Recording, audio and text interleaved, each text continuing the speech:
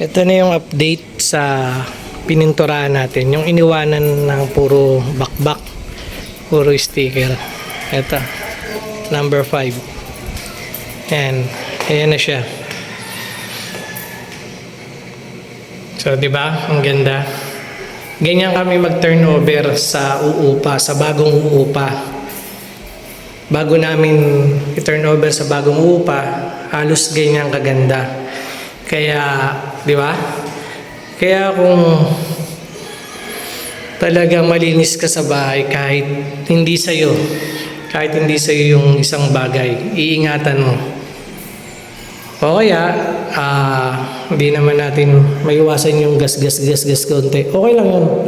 Walang problema ron. Huwag lang yung dikit sticker, papakuan mo, magbabakbak matindi yung pintura. So gastos talaga malala eh. Kung magkano yung pintura na yan? 3 galon, magkano 1 galon na pintura? 650. Diba? Tapos labor mo pa. Gumawa 2. O yung CR. Ito yung CR natin. Ayan yung CR natin. Diba? Ayan na yung pako.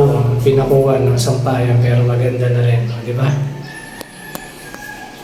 Bago kami mag-turnover sa uupa, ganyan kaganda. Kaya please naman, basta kung ano man yung masira nila bago umalis, pabayaran nila. So, magkakabit pa nga sila raw ng aircon. Ayan.